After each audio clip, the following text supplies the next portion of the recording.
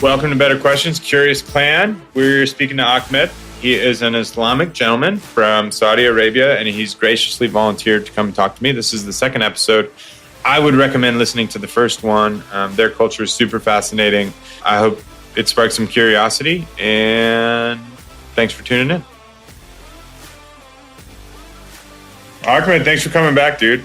Yeah, absolutely. Anytime. So this is just a very life-giving conversation for me. So recapping, so what I was most fascinated in is us in the Western world like to be very critical of you guys for the multiple wives thing, which is largely misunderstood. It sounds like, right? It seems like, so that was one. And then the thing I remain confused about is who's more tolerant. It sounds like you guys are far more not that this is the verses. You guys sound much more tolerant than we are. And so, yeah, I just wanted to, I guess I'm just going to explore some more stuff with you. But I was also curious, is there anything, you've come and live here, so you're pretty familiar with our way of life. Is there anything about our way of life that's curious to you? Or anything where you'd be if you had at least a reasonably non-insecure Westerner that was willing to hear the critiques of the Western world beyond that which he's already highlighted, what would you be curious about, or what would you be recommending?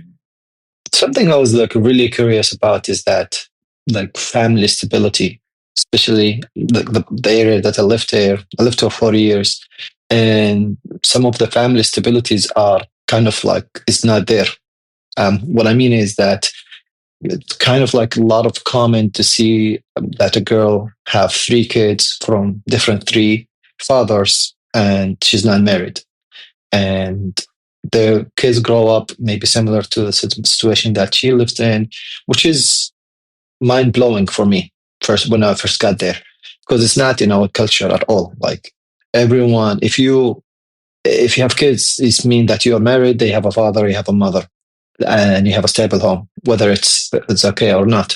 But it blew my mind at the beginning. It was what? You're 19 and have 3 kids and you're still not married, and all of them from different father figures.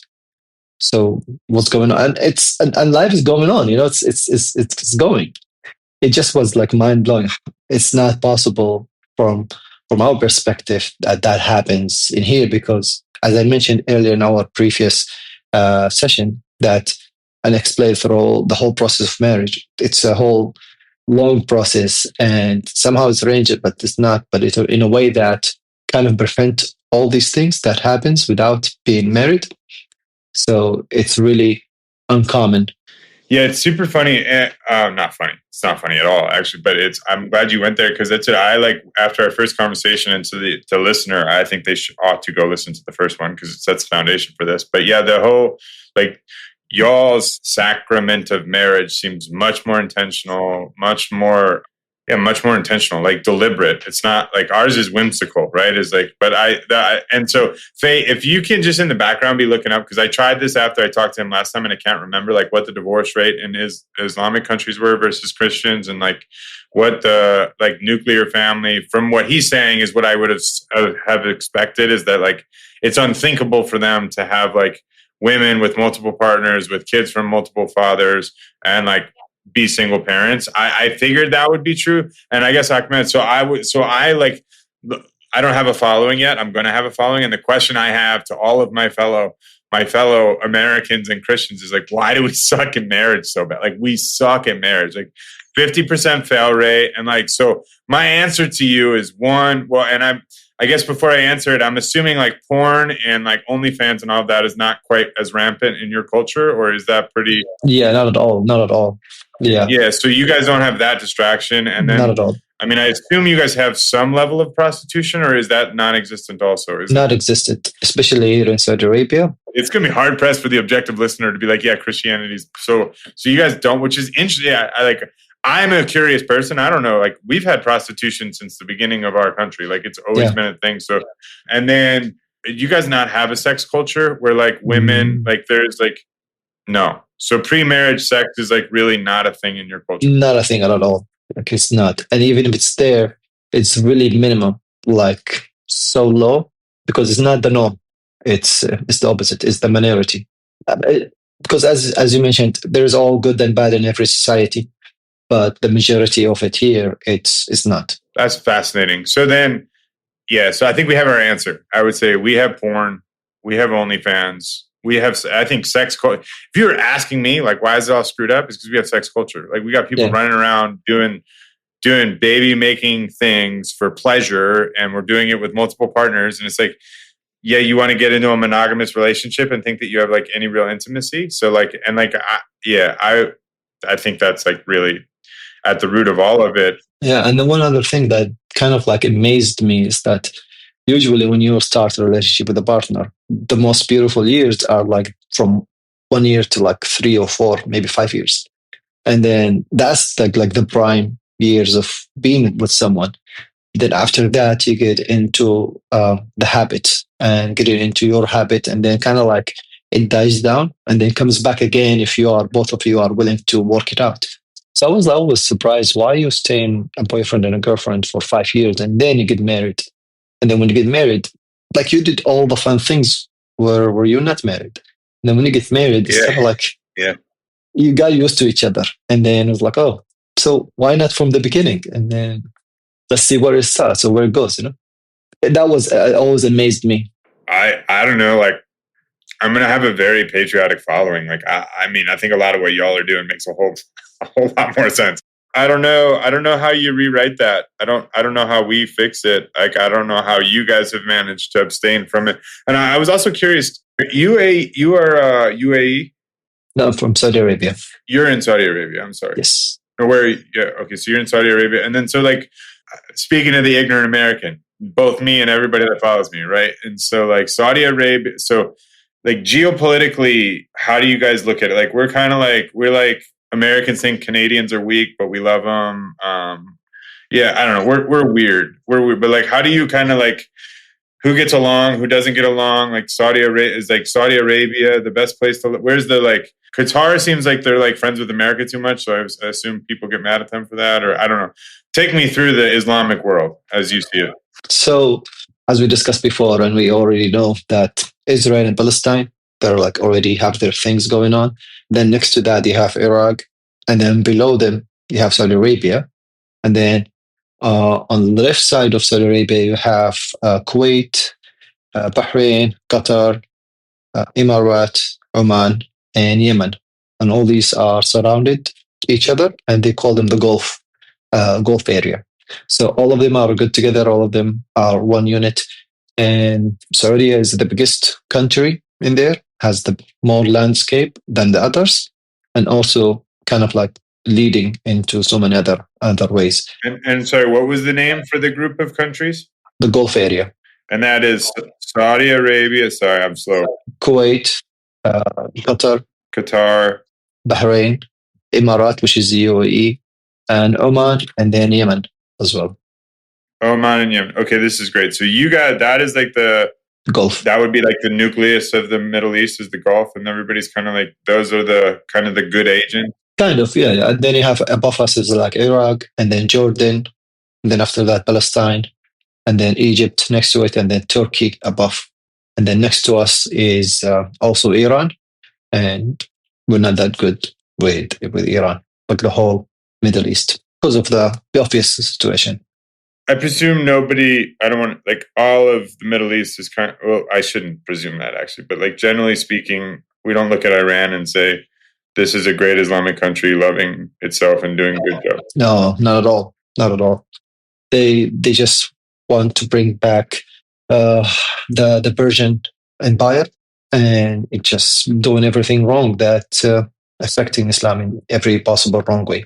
And then would it be generally understood by the Gulf? Like, is the Israel-Palestine issue, obvious? I think you mentioned it's just sad. It's a catastrophe that you guys don't want it, but it is. It would be more, I would assume you guys are more, well, I shouldn't assume anything, actually. I wouldn't know. But like, more is it towards Palestine? I mean, Hamas is sponsored by... Yeah, we're more like towards Palestine, but Hamas is not representing the country itself. It's not representing Palestine itself. Yeah, it's not representing the people. If we say that correctly, it's just a group of military guys. They're doing their own thing. Sometimes they benefit The Palestinian people, sometimes they make things worse for them. So Got it. one thing I was also amazed about is like if you guys like hit 18 years old, you have to leave from your like your father or your family house and be dependent.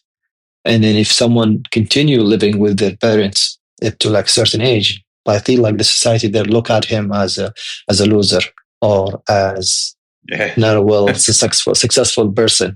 But Yeah. here is way totally different. Like our parents, they live with us, or we live with them until they die. They die until the day they die. So it's totally different. And you guys, yeah, you guys are like a band of family that like Exactly. you guys like brothers and sisters. Like you guys share cars and like work together. Yes. It's like very cohesive family. I listen. I'm gonna. We can't drop this episode for a while. People are gonna hate. But yeah, like we don't do family very. Like we don't. I mean, yeah, I don't know. I haven't fully let go of like the independence thing. Like I kind of like the idea of like Mm-mm. I like in old native tribes, like at 12 years old, you're like you go through an initiation and you become a man. When do you guys become men? When do you guys like view them as men? Oh, as soon as you like hit proper, Puberty? oh, Puberty? yeah, that one. Okay. You go through puberty and you're a man. Yeah, but then it's like officially at the age of 16 or like 18. Okay. Yeah, we're like doing this thing where I don't know when you're a man when you can drink alcohol or something at 21. So I see. No, I we don't think have that here. yeah, 18. So you guys are 16. I think it's closer, but I think where that comes from is a man needs to go on and be a man himself, not be a baby. And I think Mm, I think there's a level of that that's really good, but I think it's also yeah. we've taken it way too far, and it doesn't. I don't know. It's like Mm, yeah, I don't know. I don't know where you draw the line because I wouldn't be fully on board. Like I would. Like I think what we've done. Here's what I think. This is what I'd say is like the symbol of being home is symbolizing like yeah. Yeah. capability, right? So like if you're a man and you're at home, that means you're weak and you can't have your own home and you can't like. Mm, And I think like it's a sign, which is I think we Christians do a lot of sign worship. Is like yeah. Yeah. it really should say nothing about a man, particularly if he stays home to take care of his family. But like there's, Exactly. but do you guys? This is a kind of on your side, like one of my good friends says this all the time is like raising parents is hard. Like, do you guys, is there a time where it shifts and the parents recognize that they have more to learn from the children? Or is it always like you look up to your parents and they're always the what? Like, I believe at this phase of my life, I have far more to teach my dad than I do learn from my dad, but my dad has no interest in learning anything from me. We do have that here as well. We have some of mentalities of fathers like I'm always right. It's my way or the highway. Never whatever you're gonna do or tell me, I lived more than you, and so I know better than you. We do have this kind of people of those kind of fathers here as well. But the new generation that coming up in the Islamic world, especially in Saudi Arabia, we come up with a different way of parenting, which is like if your kid start from like the age of 0 till like 7, you gotta teach them. You gotta teach them how to learn discipline, teach them what to do right and wrong, what is right and wrong, and all these things. And then from like the age of 8 till like 16, you have to nurture them into making their own personalities, creating their own personalities, and making sure that everything's okay. And then from the age of 16, you just need to be their friend. You're not parenting them anymore. You're just being their friend and support them in their life. That's the kind of like new wave of fatherhood that coming up the past like 5 or maybe 10 or 15 years.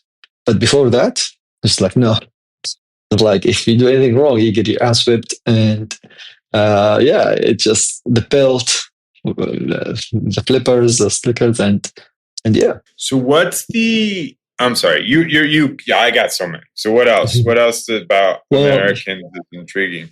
like yeah, a sense of security. Like when I lived there, alhamdulillah, like thank God nothing happened to me during those four years when I lived in the US.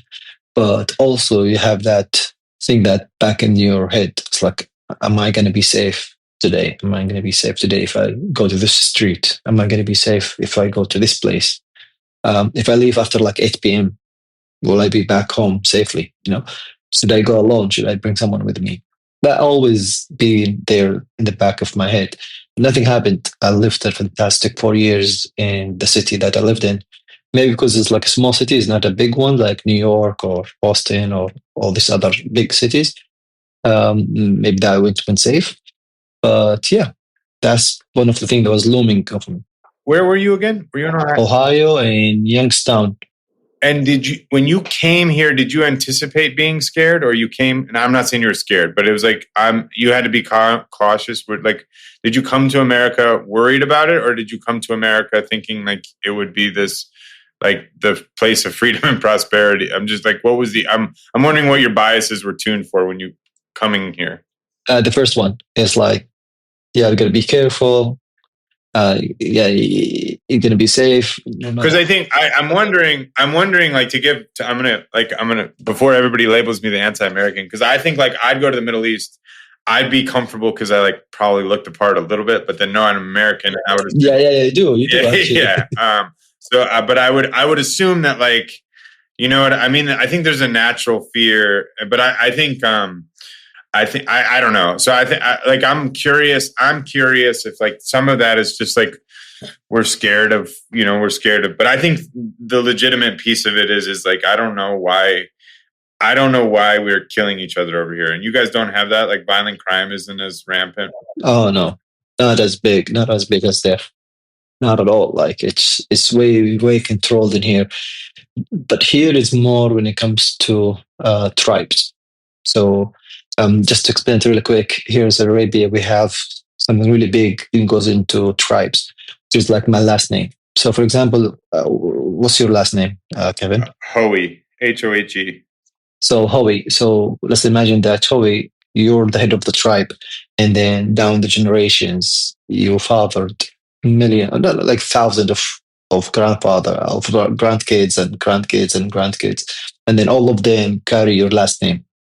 So, for example, Kevin Hohe, Christopher Hohe, all of them goes back to your last name. So this is how it goes in Saudi Arabia. So my last name is Al Ghamdi. So my great grandfather goes back to thousands of years. Name was Ghamdi, and then because back in the days they used to live in deserts and all that. So the way to refer to his people, they take his last name because he was the chief of the tribe. So it passes through the generation. So now, roughly in Saudi Arabia, maybe there's around like 1 to maybe 2 million people have the same last name as me, Al Ghamdi, because all of us go back to that same guy. So the same thing. It's not only one tribe. It's multiple tribes in Saudi Arabia. So Al Ghamdi, Al Zahrani, Al Qahtani, Al Atibi, all these tribes has been there in Saudi Arabia for ages. So, and it's rooted into the culture itself. So if there's any variance, maybe you'll find it some between those tribes, but it's not as big as there in US or any other societies. I spent like 36 years of my life, and then I leave from like the east side of Saudi Arabia and go to the west side of Saudi Arabia, for example, and I find another guy with the same last name as me. And then if we trace back our like ancestors, we'll connect at like maybe the 20th or maybe like the 25th or maybe the 30th great grandfather. So, but it's just spread so wide, but all of us still have the same last name. Yeah, I don't know why this is blowing my mind, but it's blowing my mind because like you say that, and I'm like, well, I don't know all the Hohes, but there's more Hohes. And then what is different about because like you guys do it the same where a woman takes somebody else's name, correct? Like, or do they? Yes. No. The woman, she kept her name. Well, she does keep her name. So yeah, she kept her name. Yeah. And I can't remember. Do you have a sister? Yes, I do have two sisters. Are you let me count my brothers. Yeah, five brothers and two sisters. Total of 8. Okay. So yeah, I'm the second oldest. Did she never marry? I think this is where the difference is. Does she never marry outside of the tribe? Yeah, it depends. Some tribes they keep it within the tribe, and they're really strict about it. I only marry the same last name, the same tribe. And some of them know it's okay. Like for me, example, I married from outside the tribe, from another tribe that lives in Mecca city where I was born and raised and all that. But my sister, they came from the south of the Saudi Arabia.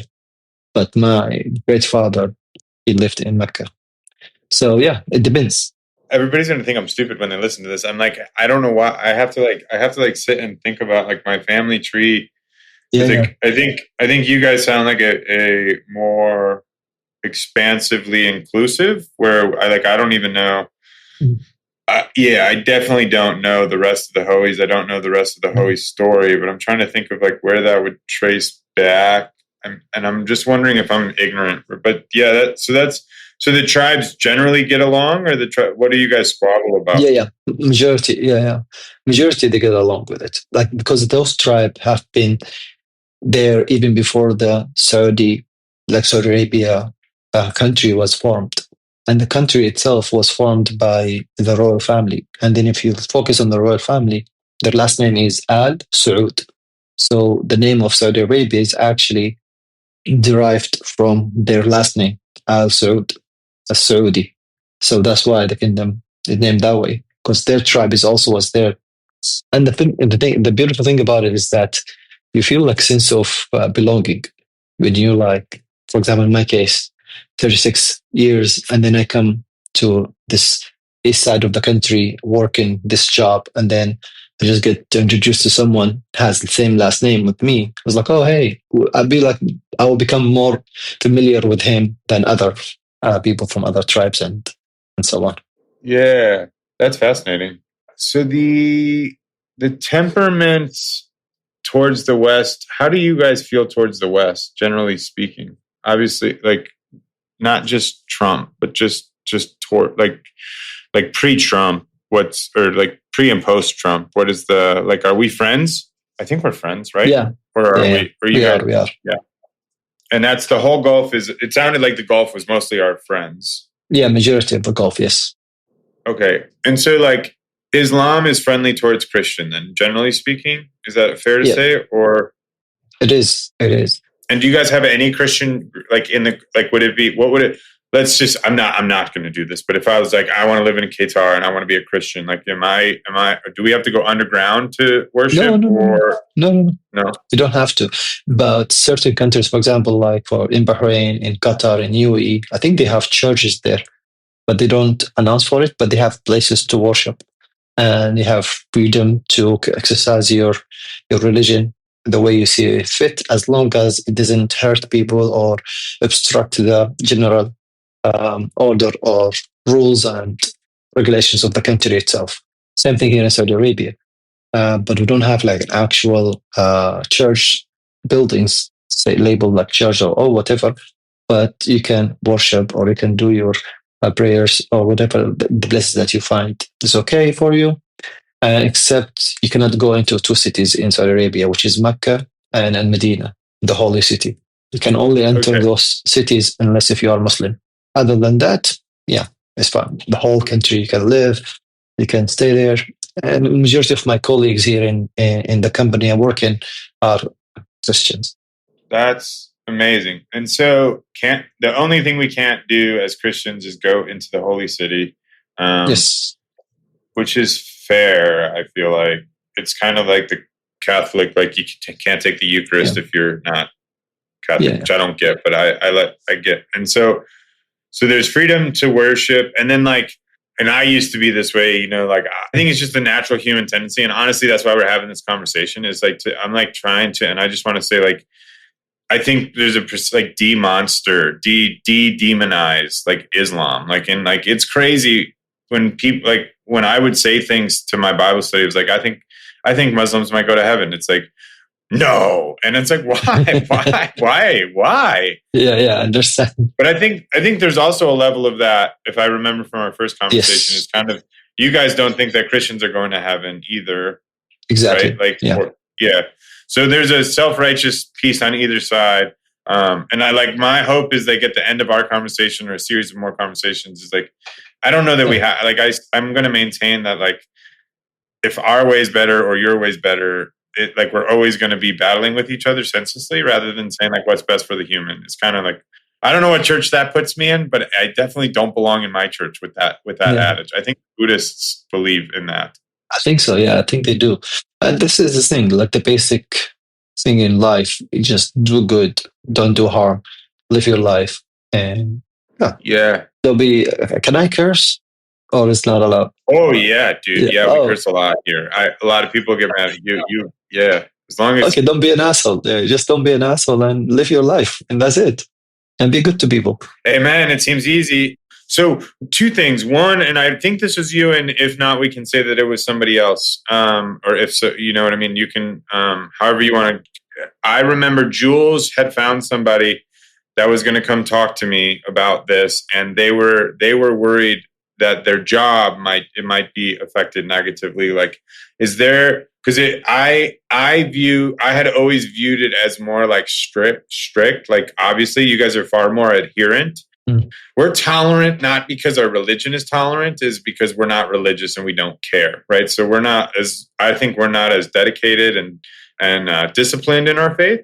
So our tolerance is simply because like we have a lot of like non-belief. I feel like you guys are similar to the Mormons. Like, you guys are more abiding about your faith. So therefore, Yeah.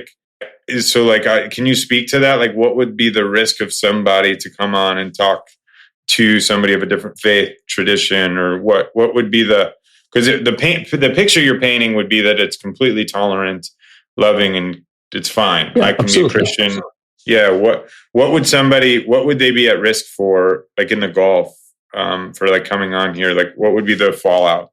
The fallout would be like not representing the Islam image properly, because I'm not 100% knowledgeable in Islam, and I might say the wrong thing that may be understood in the wrong way, that may affect my image among my peers, my religion, and my society.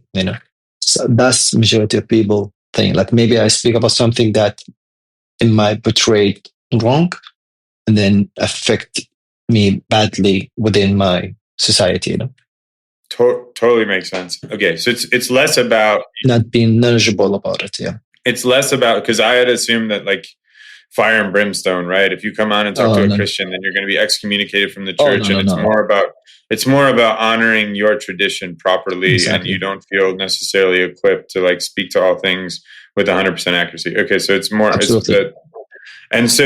And you had said you guys have the tribe. Like, what is your like hierarchy? And I'll kind of explain ours, and then like ours is like we have politicians and business leaders that pretty much run the world, and then we also have church leaders that like depending on the sect, there's a pastor or a priest or a deacon or all of these like I don't want to call them spiritual teachers, because I don't think we're not spiritual teachers over here. I mean, they would say that they are, but they're really literature scholars that are, well, I shouldn't say that. That's not fair. I'm going to get in trouble. I don't know. They're supposed to be our spiritual teachers. A lot of times they're just teaching us their version of the truth, which I am taking issue with. We'll save that for another episode.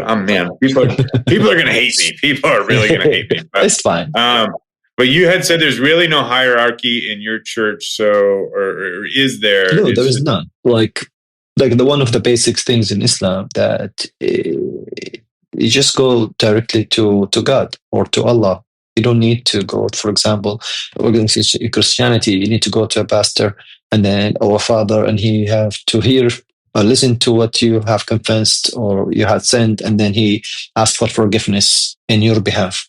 But here we don't have that, because all the teachings are there.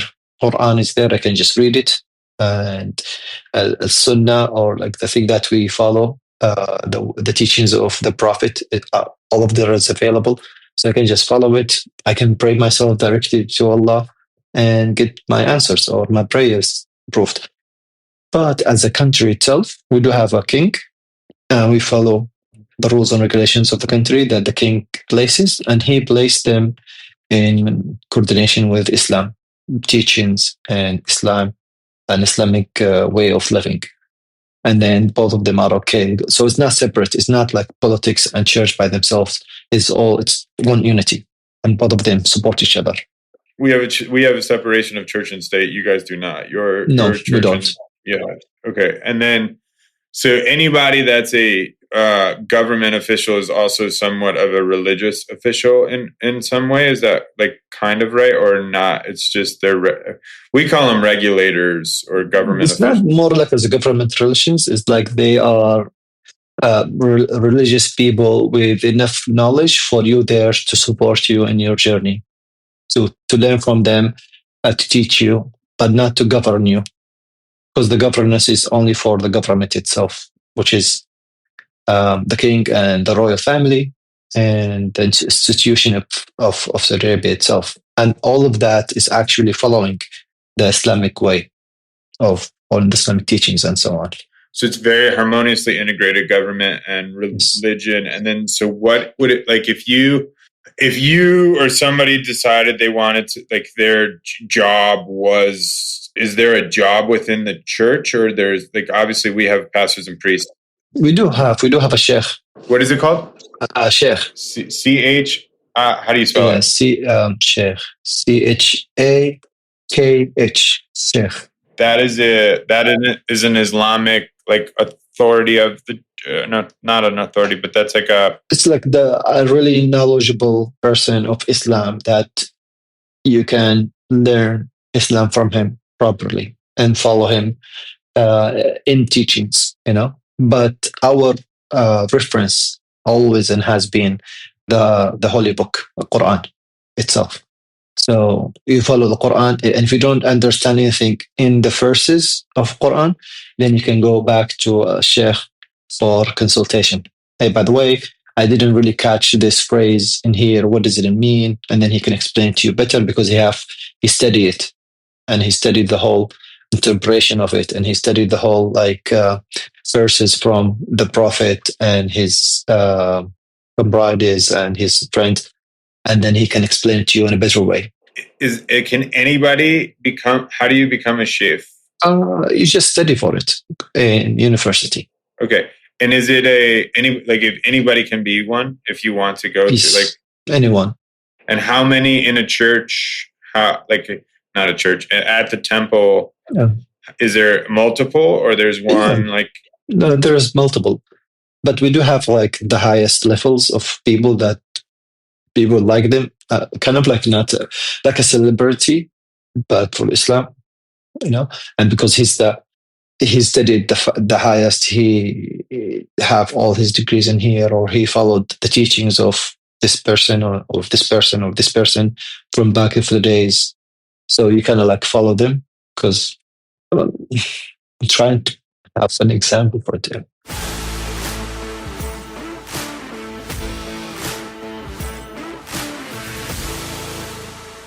and so when you guys go to, and I'm sorry, I remember the pillars of Islam, but you guys go 3 times to the temple? Oh, 5. 5. And you guys go, and then I'm assuming a chef leads.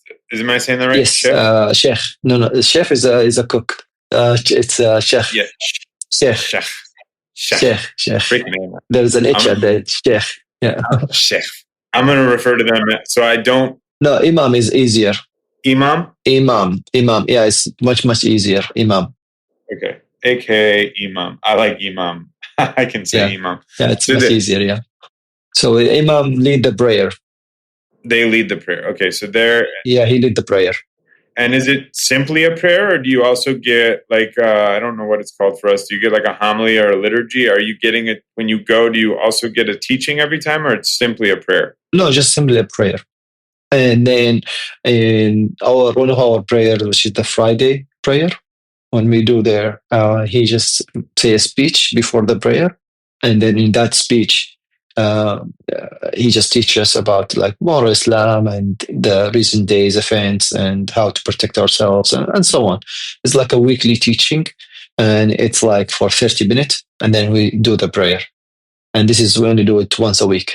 It's called the Friday prayer, and it happens around noontime. And then, so how many temples are there? Like, how long does it take? Like, for most people, like, do some people travel an hour to the temple, or is there always a temple within 5 minutes? It's everywhere. I can like look at one from my office, and even though like we don't have to be inside the temple to do the prayer, you can do the prayer anywhere in the whole world as long as you have a clean mat and a clean place to pray at, because we do it physically. We go down, we put our forehead on the ground and our hands. So it needs to be clean. Then you can do it. And then it just could be a group of 2 or 3, and then it goes even farther or higher than that. And then, for example, if that's like 3 of us, and then we start to do the prayer, and the way we choose the imam, the guy that lead the prayer, usually it's the one that know more about Quran than the other two, or the others, whoever is there. But if all of you are the same level of knowledge of Quran, and then maybe like the older to be there, or maybe the host of the place itself. For example, if you're my house, I can be the imam.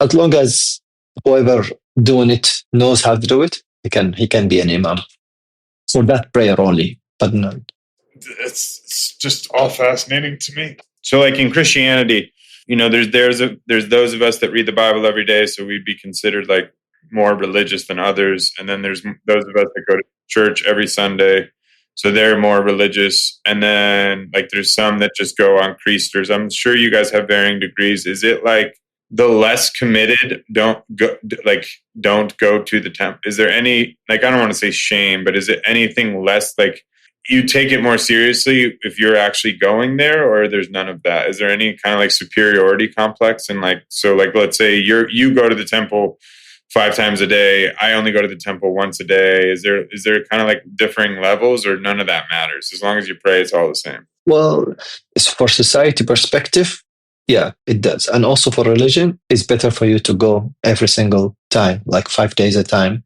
So for like in God's eyes, if you go it like do it 5 times a day, you're much better than the one that does it once a day. And if you are more religious, you'll be rewarded more. So it's better to be more. And then it's kind of like similar to what's going on over there as well.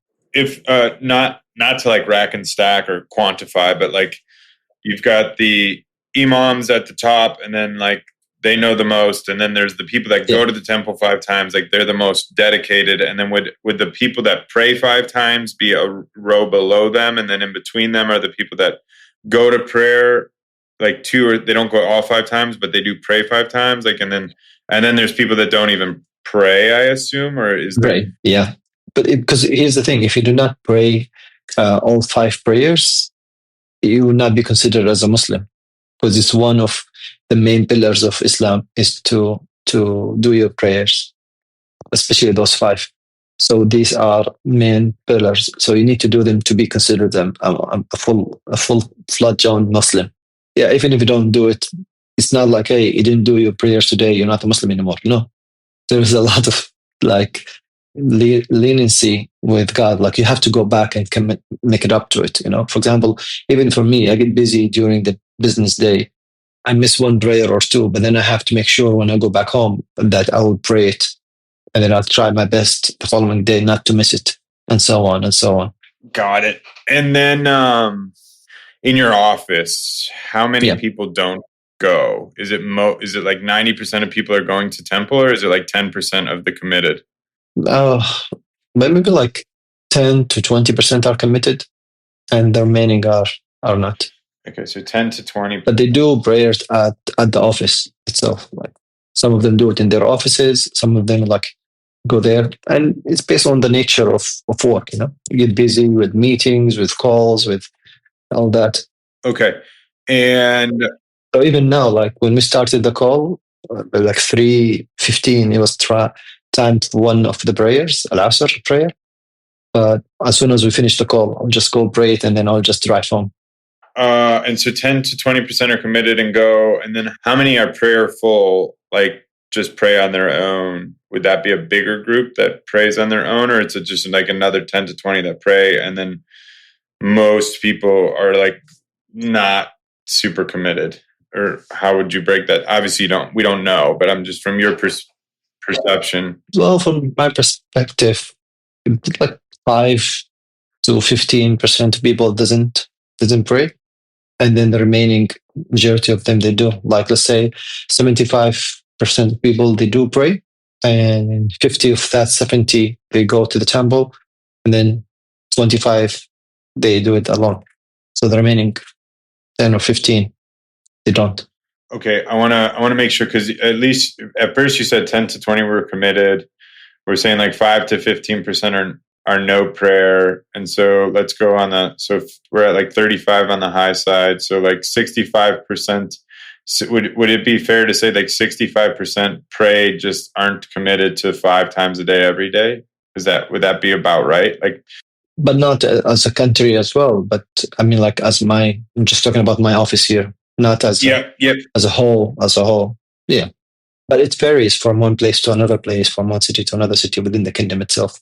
Okay, and then within the Gulf, or is everybody the which one's the fringe? There's more Shiites or Sunni? Which there's the two. Those are the two big ones. Is there any more fragmentation for you guys? Like, No, I think that's the biggest. That's the main two. There are, but not as big as a Shia and a Sunni.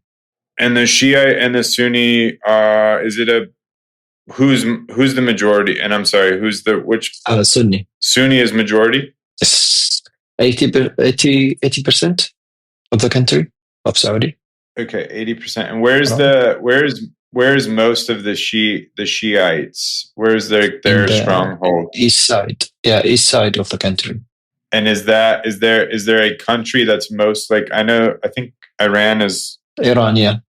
Iran is big on that, yeah. So that's where they're strongest. The Shiite is most strong in Iran. And is the Shiite would it be fair to say the Shiite way is and I'm sorry to do this, but like are they generally the terrorist sect, or not really? It's both, or how does that work? Not really.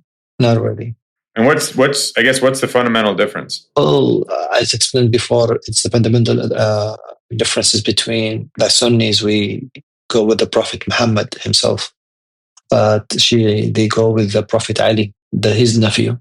What was the second prophet? I know you told me last time. And it's not even a prophet. It's his nephew, Ali. Spell his name for me. Ali. Ali. Ali. Okay.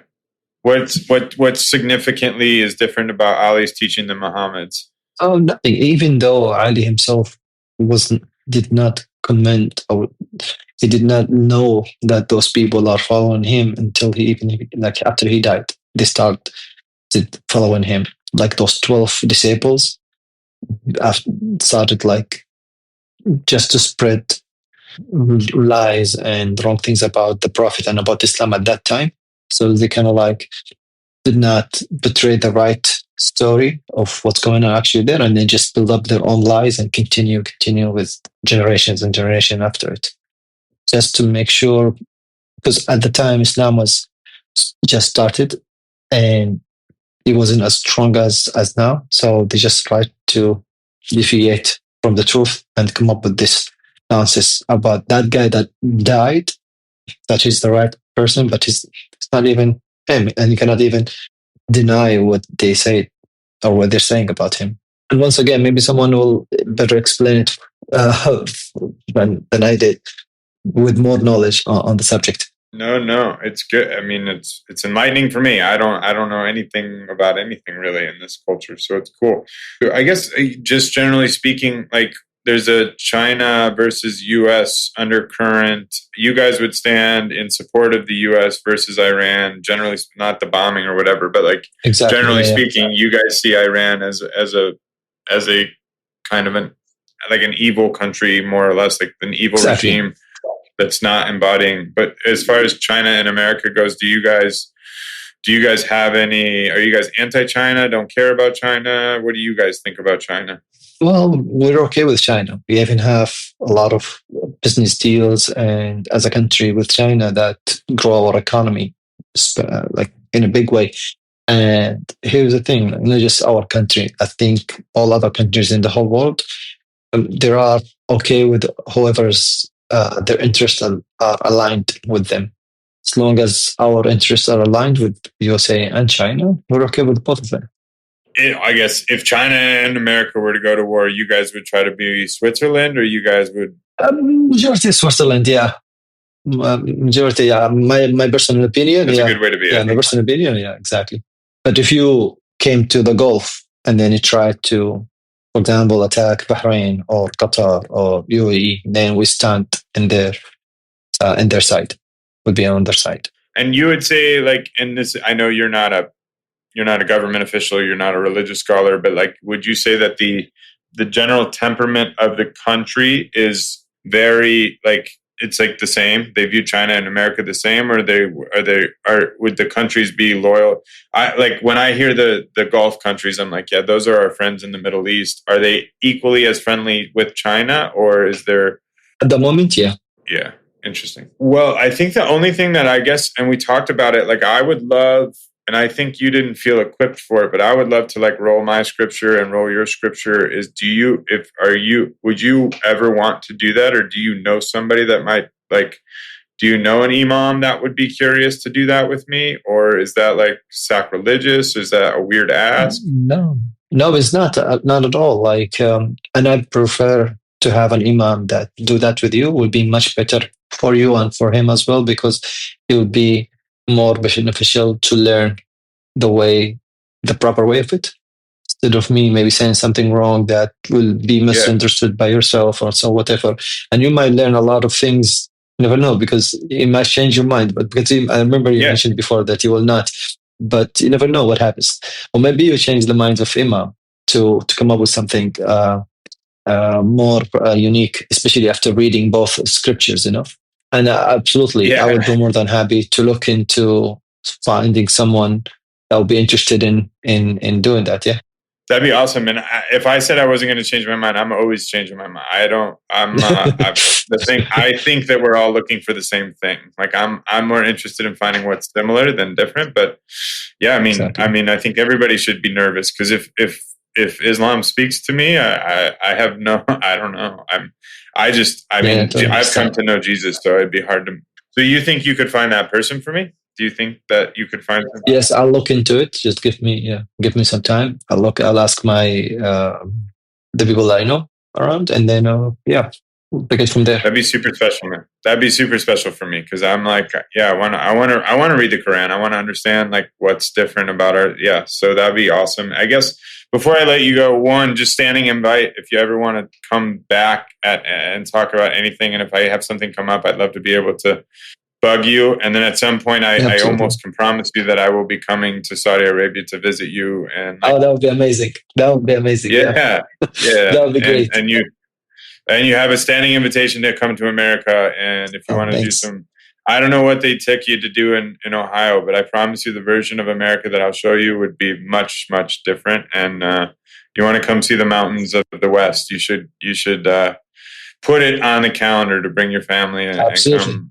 Absolutely. Where I reside, you don't have to be worried, I don't think. But I guess we are gun-toting Americans where I'm around, but everybody should be tolerant. But just before I let you go, like, do you mind speaking to what you do for work? What industry are you in? Yeah, I'm an electrical engineer, and I work in oil and gas company. But currently, it's funny is that because I play football, soccer a lot. So currently I'm actually handling a sport program. And this is the way that I was introduced to Matthew and Juliet. So I'm doing a sport program across the whole kingdom, across 14 cities. And we have like around 37 sports. And last year we just had 13,000 participants in those 37 sports in the 14 cities. And now we're getting prepared for next year version. And it's called Championship. In America, that would be, I have to go to work and then I also have to do this. Does your work sponsor your sports stuff? Is it intertwined or you're like... No, my actual work is for the sport. Even though I work in an oil gas company, but I'm actually in charge of the social responsibility outreach program within the company itself in our division. So I'm doing these for our employees. So we do have employees across the kingdom. So we do the whole program, sports program for them and their families. That is so, so in our country, I'm going to paint a picture and you tell me if I'm getting this right. Like in our country, if you have something you're passionate about and like it's fun, right? Sports is fun. It's like sports. It's like, it's fun. Like you have to work harder so that you can go do that in your spare time. There's really no system by which like the company endorses you building a culture of sports and recreation and hobbies within the company. That's all outside of the company, but in your guys' country, that is something that's like endorsed. So you're an electrical engineer, and the company asks you, like, we want to put together this sports program so that people can like enjoy their lives and play. So we're going to pay you to do that because that's important, because it makes people happier. I'm assuming makes people happier at work. Exactly. Yeah, absolutely. But is that unique because you're working for a really good company, or that's kind of commonly held? All companies are always trying to like promote the welfare of their people. No, is majority of the companies, especially in Saudi Arabia, trying to promote the welfare of their employees. But in our country, or in my company, it's more unique because it's one of the dominated companies in the kingdom. So it has the ability to do that, especially doing like competition across 14 cities within the kingdom across 6 month period for 13,000 or like 15,000 employees. You guys don't have an obsession with profit, or you do, or is it like, yeah? We do, but it's balanced. And also we focus more on customers and on the stakeholders as well. Like we put more our initiative on that. And one of the other things is like this program that we're talking about, it costs around like $1.5 million to $2 million a yearly. And we do it without any benefit back as financial benefit back, because it's all of it is for free. It's there for the employees themselves and their families to enjoy their life, especially the expat, especially the people that comes from outside the country, because we have a lot of nationalities within the company itself. And we do that for them to keep them healthy, give them the benefit of being relaxed and giving back to work as much as we give them as a human being. That makes great sense. And then is it are you guys like, how do you guys, and I'll let you go after this, but how do you guys pick your career? Like, is it totally choice? You say, I want to go to college and I want to do this and I'm studying this, or is it kind of preset for you guys in any way? Or no, it's a choice. Yeah, a good choice. But back in the days, like maybe like 20 years ago, the main two professions were either an engineer or a doctor. So if you do anything else, it doesn't matter because it doesn't generate enough money. So if you want to be successful in life, you want to create a good life for yourself, you either go as an engineer or as a doctor.